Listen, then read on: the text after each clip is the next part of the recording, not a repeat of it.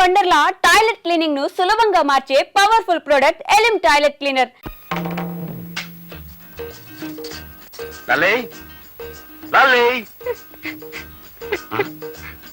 ఏం వెళ్తాంబా చెట్టు కింద సీతాదేవిలా ఆ మూలకు చేడుస్తున్నావు, ఏమైంది? మీలాంటి వాడిని కట్టుకున్నందుకు నా ఏడుపు నేను ఏడుస్తున్నాను. ఆహా, మరి నిన్ను పెళ్లి చేసినందుకు నేను ఎక్కడికి పోయి ఏడవాలంట? ఈ గదిలో ఇంకా 3 మూలలున్నాయిగా, ఏదో ఒక మూలకు పోయి ఏడవండి. ఎవరిరా ఇది? మర్చిపోయారా, నేను మీ పెళ్ళాన్ని. సర్లే, అదొక్కటి తెలుసు. నువ్వు ఇలా పట్నం ఏడిపించుకు తింటావని తెలుసుంటే అసలు నేను చేసుకునేవాడే కాను. 100 మంది పైగా చదువుకున్న అమ్మాయిలు నన్ను పెళ్లి చేసుకోండి నా వెంటబడి తిరిగారు. వాళ్ళలో ఏ ఒక్కరిని పెళ్లి చేసుకున్నా ఈ పాటికి హాయిగా ఉండేవాడిని. నా కర్మ, నిన్ను పెళ్లి చేసుకున్నాను. మీరు ఇలా పల్లెటూళ్ళు ఉంచుతారని తెలుసుంటే నేను కూడా మిమ్మల్ని చేసుకునేదాన్ని కాదు. నాకు 101 సంబంధాలు వచ్చాయి. అందులో పెద్ద మీసం ఉన్నవాడిని చూసి చేసుకునేదాన్ని. Country brute. మిమ్మల్ని కంట్రీ బ్రూట్ అన్నాను. అంటే పల్లెటూరి బైతు అని అర్థం. ఓహో, నన్ను తిట్టావేమో అనుకున్నాను. అవును, నేను పల్లెటూరు బైతునైతే నువ్వు చదువుకున్న బైతువా? కరెక్ట్, నేను చదువుకున్న బయటని ఒప్పుకుంటున్నాను. ఇదిగో మన తగు రేపటి వాయిదా వేద్దాం. కమాన్, లెట్స్ గో టు బెడ్. మీరేమన్నా మీ పర్మిషన్ అనుకున్నారా? ఆకలైతే మీకు వండి వడ్డించడానికి, అవసరమైతే మీ పక్కలకు రావడానికి. పని మనిషిని పక్కలకు రమ్మంటే పళ్ళు రాలగొడుతుంది. రాలగొట్టండి. కావాలంటే మళ్ళీ కట్టించుకుంటాను కానీ నేను మాత్రం ఇక్కడ పడుకోను. నేను బయటికి వెళ్ళి పడుకుంటాను. నువ్వు బయట పడుకుంటే బామ్మకి గొడవంతా తెలిసిపోతుంది. నా మాట వినవే? మీరు నా మాట విన్నప్పుడు నేను మాత్రం మీ మాట ఎందుకు వినాలి? అనుశ్రీదేవి, నువ్వు ఇక్కడే పడుకో, నేను బయటికి వెళ్ళి పడుకుంటాను. ఇదిగో, నీకు మనసు మార్చుకునే ఉద్దేశం ఉంటే ఇప్పుడే మార్చుకో. నేను బయటికి వెళ్ళి నిద్రపోయిన తర్వాత నువ్వు పిలిచినా రాను. వెళ్ళనా? వెళ్ళిపోతున్నాను, నిజంగానే వెళ్ళిపోతున్నాను. మనసు మార్చుకున్నావా? ముందు మీరు బయటకు వెళ్తారా లేదా?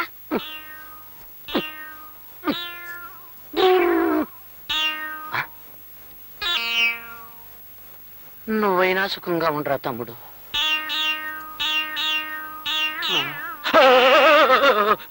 నువ్వరా తమ్ముడు?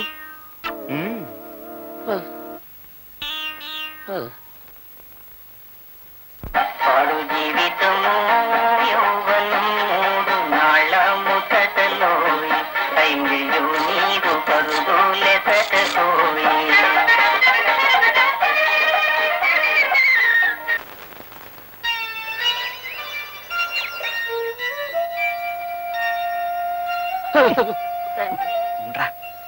త్వరలో నేను మునిమనవలను ఎత్తుకునేలాగా చేయతండి.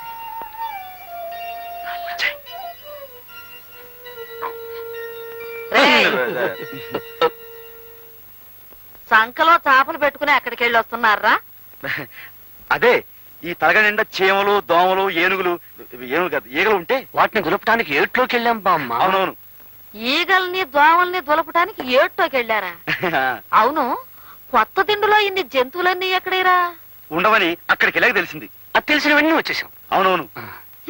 ఒరే, నా మనవాళ్ళు అబద్ధాలు కూడా చెప్పగలరని నాకు ఇప్పుడు తెలిసింది. ఇంట్లో పెళ్ళాలను వదిలేసి మీరెళ్ళి వీధిలో పడుకుంటే ఊరు ఓడ చెవులు కొరుక్కుంటారా? నా పెళ్ళైన కొత్తలో మీ తాతగారు ఏడాది వరకు కాళ్ళకి చెప్పులు వేసుకుని వీధి గుమ్మం దాడితే ఒట్టు. బామ్మ, నిజం చెప్పేస్తాను బామ్మ. రేయ్, నువ్వు ఉండరా బామ్మ. అసలు సంగతి ఏమిటంటే, మా పెళ్లిళ్ళు గాని సవ్యంగా జరిగితే 3 శుక్రవారాలు గుడిలో పడుకుంటామని దేవుడికి మొక్కున్నాం బామ్మ. ఏరా, మరా మొక్కు సంగతి చెప్పవేరా అయ్యా? ఇప్పుడేగా తెలిసింది. అంతేకాదు బామ్మ, రాత్రంతా ఉపవాసం కూడా ఉన్నాం. మా నాయనే ఉపవాసం చేశారా? నేను మీ ఇద్దరికి మీ తాతగారు మొండితనం వచ్చింది అనుకుంటున్నానే కాని నా భక్తి కూడా అబ్బింది అనుకోవట్లేదురా నాయన. బామ్మ, నన్ను కూడా. ఇదిగో అమ్మాయిలు, నా మనవలు రాత్రి అంతా ఉపవాసం ఉన్నారంటే కాస్త పలహారాలు ఏర్పాటు చేయండి. వెళ్ళండి రా నాయన, అంచేత మీరు నాకు ఈ విషయంలో సినిమా కథలు చెప్పకుండా ముందు పట్నం పదండి. నేను రాను. అయితే బయటికి వెళ్ళి పడుకోండి. నేను మీసం నమ్మకోండి. నీకు ఇష్టం లేకపోతే నువ్వు వెళ్ళి బయట పడుకోవే. నాకు మీసం లేకపోయినా రోషం ఉంది.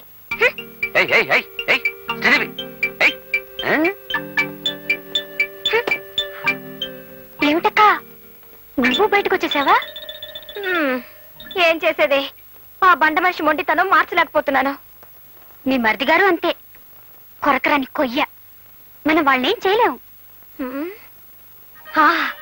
పోనీ ఒక పని చేద్దాం. నేను ఒక్కదాన్నే కాబట్టి నన్ను బయటికి పంపించేశారు. నువ్వు నాతో వస్తే ఆయనకే సిగ్గేసి బయటికి వెళ్ళిపోతారు. ఓహో అలాగా, సరే పద పద. లా, లా, లా. ఏమిటి ఇద్దరు వచ్చారు? లలితకి పీడకలలు వస్తున్నాయట, ఇక్కడే పడుకుంటానంటుంది. మీరు బయటకు వెళ్ళండి.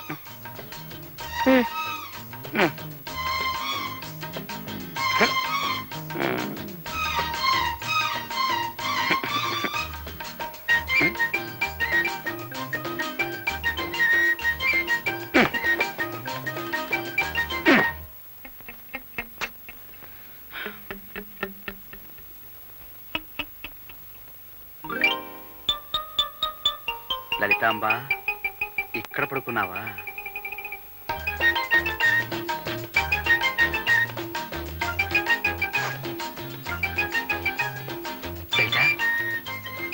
చూడు మరి, ఏమిటి మొండి పడతాలా? అన్నయ్య వదిన చూడు ఎలా సర్దుకుని పడుకున్నారు. నువ్వేమో నీ మొండి పడుతూ వదిలిపెట్టావు.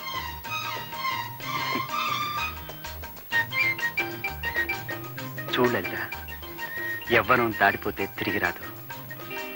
ఈ వయసులోనే మనం 12 బిడ్డల కంటే వాడిని చూసుకుంటూ హాయిగా కాలం గడపచ్చు. చిచ్చరి పుచ్చి, చక్క చిచ్చి, చిచ్చరి పుచ్చి.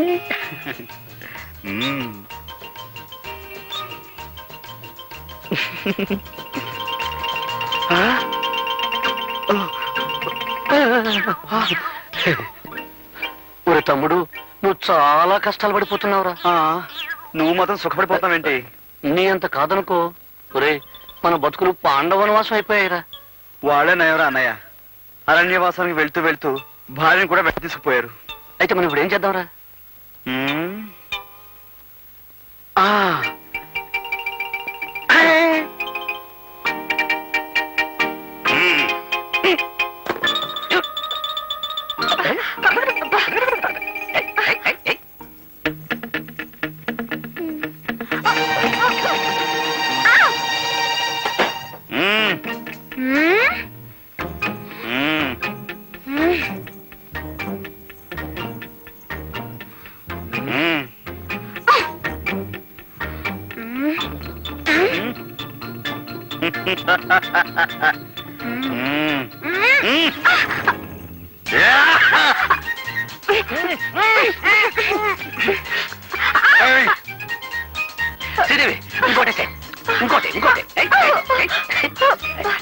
ఏమిటండి ఇది? నాకు ఇష్టం లేదని చెప్తున్నానా? నీకు ఇష్టం లేకపోతే నాకు ఇష్టమే. అంటే నన్ను రేప్ చేద్దాం అనుకుంటున్నారా? అంటే రేప్ అంటే బలాత్కారం చేయడం అని అర్థం. అదే అదే అదే చేస్తాను, అదే చేస్తాను. వదలండి. ఏమండి? వదలండి. అరే అబ్బే, ఏం ఘోరమ్మా ఇది? ఏయ్, గోపి, ఏయ్ గోపి, తలుపులు తీయండి రా. అర్ధరాత్రి పూట మధ్యలో తెరవని ఏంట్రా ఇది? చూడు బామ్మ, ఈ నన్ను రేప్ చేస్తానంటున్నారు. ఈయన అదే చేయబోతున్నారు బామ్మ. రేపా? రేపంటే ఏమిట్రా? రేపంటే ప్రేమించుకోవడం బామ్మ. ప్రేమించుకోవడమా? అదే బామ్మ. రేపంటే ప్రేమించుకోవటమా? పెళ్లి చేసుకుంది ప్రేమించుకోవటానికి కాకపోతే దేనికి? మీ తాతగారు బ్రతుకున్న రోజుల్లో అదంతా ఇప్పుడు ఎందుకు? వెళ్ళండి.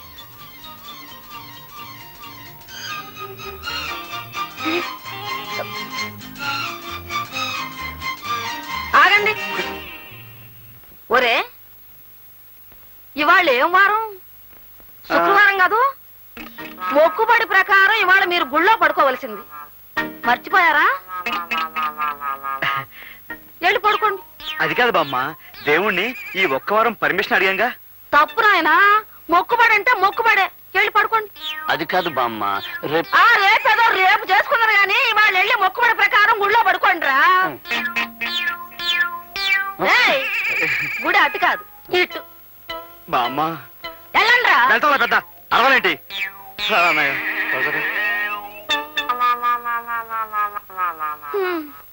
వీళ్ళకన్నీ వాళ్ళ తాత పోలికలే వచ్చాయి. అబ్బా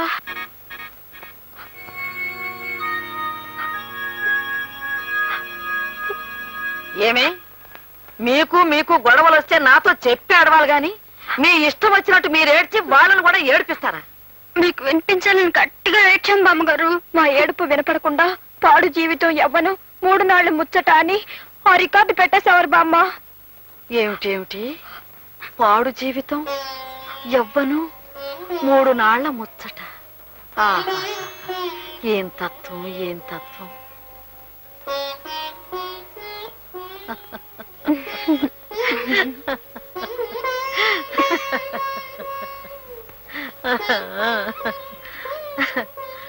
పిచ్చి పిల్లలారా, ఒక్క సంగతి చెబుతాను వింటారా అమ్మా?